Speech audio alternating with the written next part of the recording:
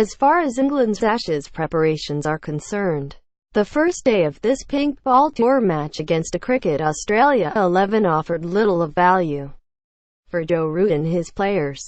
It wasn't just the fact that Alistair Cook registered another failure that out of the top 6, only David Malan, one of 3 players to post half-centuries, battered under lights. No. The paucity of this CA's bowling attack meant that even those that did score runs would have learned little about the challenges ahead against Mitchell Starc and company in the Ashes. England Ashes Squad 17 Show All England Ashes Squad 1/17th Captain Joe Root. England's Mr. Dependable will lead his side into an Ashes series for the first time. And while he has the experience of the series wins in 2013 and 2015, he also has the scars of the last trip down under. Getty 2/17th batsman Alistair Cook, the former captain, will be crucial to England's hopes, with the Essex opener needing to find the same resilient form that he displayed in Australia in the 2010-11 series. Getty 3/17th batsman Mark Stoneman. Cook's likely opening partner will be Mark Stoneman after selectors decided to stick with him despite a nervous series against the West Indies.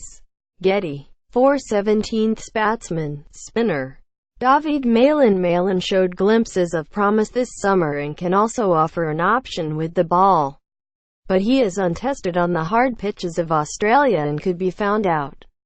Getty 5/17th batsman Gary Balance. Balance is handed yet another chance to salvage his England career as the selectors hope he will eventually come good for their unyielding faith. Getty 6/17th batsman James Vince. Vince is the surprise inclusion in the squad, having done little of note in county cricket since being dropped in 2016. Getty 7/17th batsman spinner Moeen Ali. Moeen Ali could easily go on to be man of the series given his ability to deliver fireworks with bat and ball. He may disagree, but he is undoubtedly England's frontline spinner. Getty 8/17th batsman spinner Mason Crane. Crane is yet to make his full debut, though took a wonderful catch against the West Indies as a substitute fielder and will head to Australia as a backup leg break spinner bowler. Getty 9/17th wicketkeeper Ben Foakes. Foakes will head to Australia as a deputy for first-choice wicketkeeper Johnny Bairstow. Getty 10/17th wicketkeeper Johnny Bairstow, another man who will need to produce runs to give England a chance of victory, with his ability in the mid-order giving the tourists a bite throughout the lineup. Getty 11/17th all-rounder Ben Stokes. Stokes is named in the side despite falling under a huge cloud after his arrest on a late night out in Bristol. His future as vice-captain looks very much in doubt.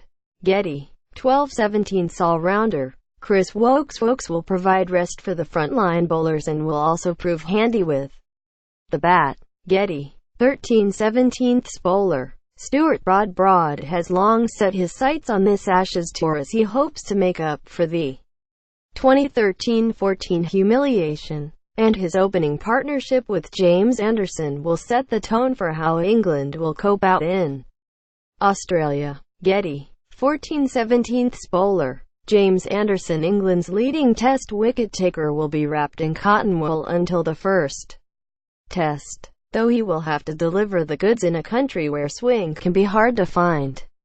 Getty 15/17th bowler Jake Ball. Ball could prove to be England's joke in the pack given his extra pace and bounce. Think Chris Tremlett a la 2010-11. It's just a case of keeping him fit. Getty 16/17th bowler Craig Overton, the third uncapped member of the squad. Overton has been rewarded for a solid season with Somerset. Getty 17/17th bowler Tom Curran, called up by England to replace Stephen Finn, who had previously been called up due to Ben Stokes' uncertainty. Getty There was no pace in either the opposition bowlers or the pitch, and no real value in the runs being scored. Only when the second new ball came under lights in the final session did things start happening. Mark Stoneman, with another half-century following his 86 in the opening warm-up game in Perth last weekend, and captain Joe Root, who's scoring 58 after making only 9 in that first game, will take the runs and at least some confidence too.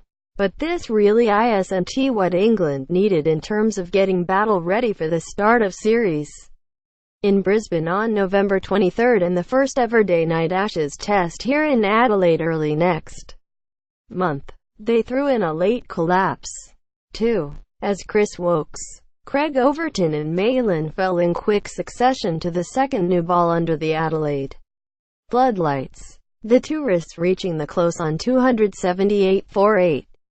This day, though, really belonged to 21-year-old leg spinner Dan Fallons, who on his first-class debut claimed the notable scalps of Stoneman, James Vince, Root and Johnny Bairstow to return figures of 4 for 71.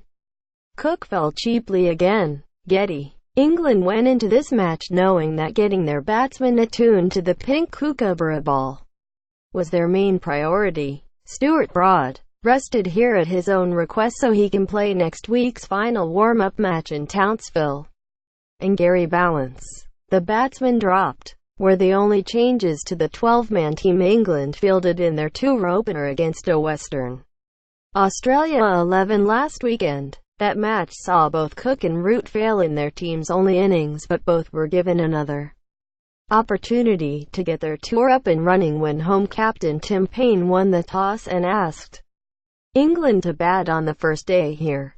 Things didn't exactly go to plan. Cook departing in the 7th over after edging seamer Jackson Coleman behind. There was a let-off for England's other opener on 17. Stoneman dropped by wicket-keeper Payne off the bowling of Gurinder Sandhu. Stoneman and Vince looked like seeing England safely through to T. Remember, there is no lunch in a day-night contest. But their stand was broken when Vince was bowled by a full toss from Fallons. Stoneman brought up 50 to boost confidence ahead of the first test. Getty. England's number 3. A surprise call into the squad for this tour after he had been dropped following a poor 2016 home summer. Made 33. Vince had started his tour with 82 in Perth, and although he looked good here again before his dismissal, there was still the odd shot outside off stump he came close to edging.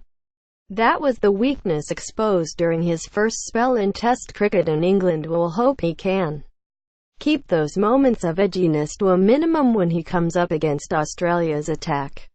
The tourists started the middle session of the day on 85 for 2 following Vince's departure, with Root at the crease alongside Stoneman. Both brought up their 50s, before Fallons picked up 2 more prized wickets to send England into the dinner break on 184 for. Stoneman reached his half-century in 102 balls with a single off Fallons in the 40th over, but he was out on 61 when he smashed the same bowler straight to mid-wicket. Only Malin batted under the lights. Getty. Root had started the tour with a disappointing innings of 9 in Perth. Yet he was in fine touch here against a pedestrian attack, reaching 50 in 75 balls, before he holed out to the young leg spinner.